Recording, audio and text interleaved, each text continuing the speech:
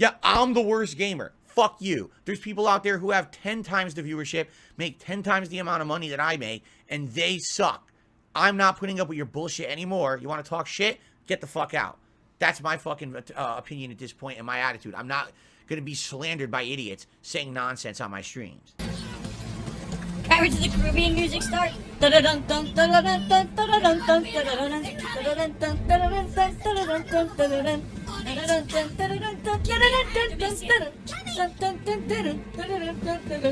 Good morning and happy holidays, everyone. Welcome to the Level 1 podcast. We're busy having fun down here on Level 1. Of course, I'm Darkside Phil, and I welcome you here to the show for a momentous day, a momentous occasion. For today, ladies and gentlemen, is the premiere of the Callisto Protocol.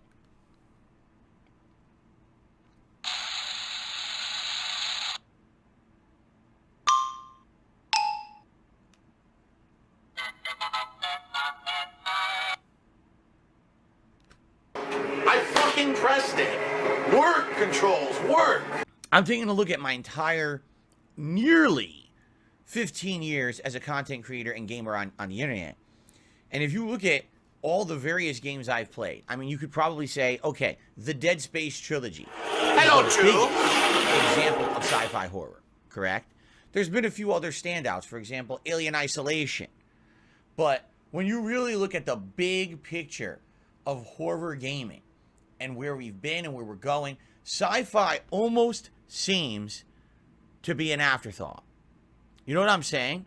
The Callisto Protocol is the spiritual successor to the original Dead Space game.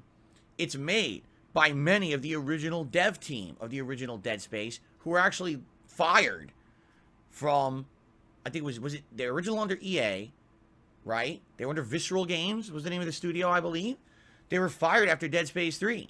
And so they went on to do their own thing, and that's really what Callisto Protocol is. It's what happens if the people who originally made those games had full creative control of them again. What would they do? Is this a rebooting of sorts, or restarting of sorts for their idea of what survival horror should be in a sci-fi aspect, right? So I'm very interested today to see what the Callisto Protocol has in store for us. I've seen some reviewers completely slamming the game, saying, number one, PC performance is incredibly poor. Everyone's saying that this game went on PC. It doesn't matter what components you have in your PC, it runs like shit. It stutters like crazy and it crashes. And everyone's complaining who bought it on PC that it's terrible. I'm not playing it on PC. I'm playing it on Xbox Series X. From what I'm to understand on consoles, it is locked at 30 frames per second. But most people who bought it on consoles are saying the game runs very stably and looks beautiful. So I'm okay with horror in 30 frames per second as long as that game is a stable frame rate. You know what I mean?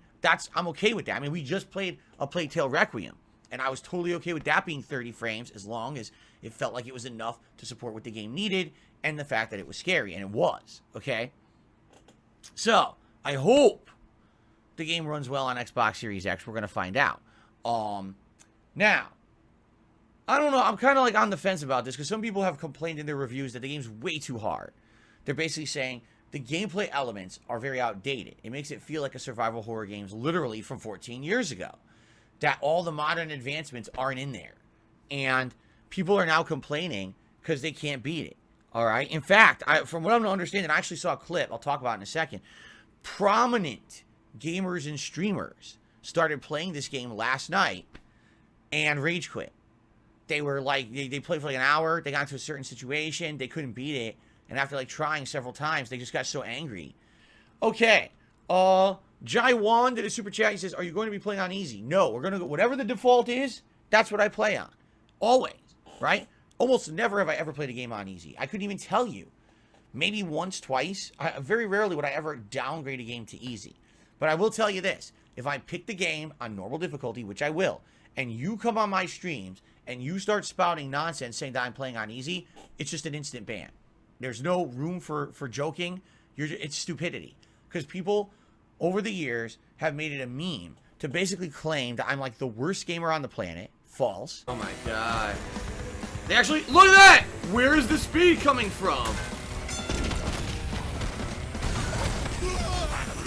Where did the speed come from?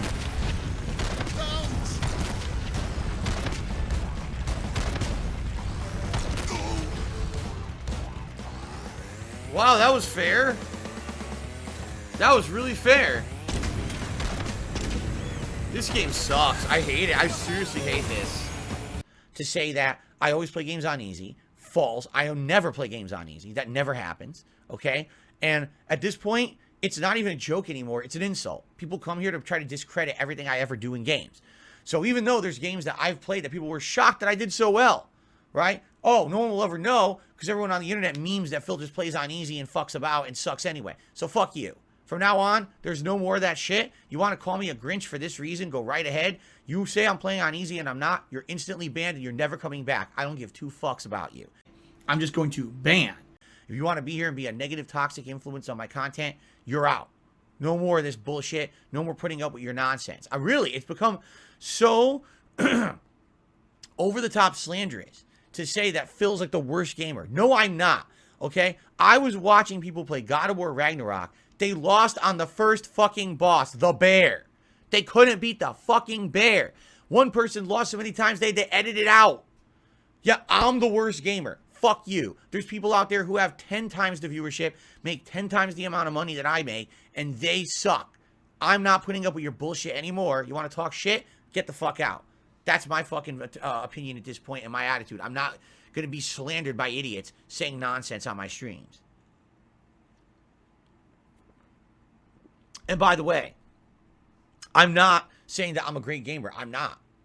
Okay? I'm just not. I know I'm not. But I'm not the worst. And people want to make that joke, fuck off, get out. There you go.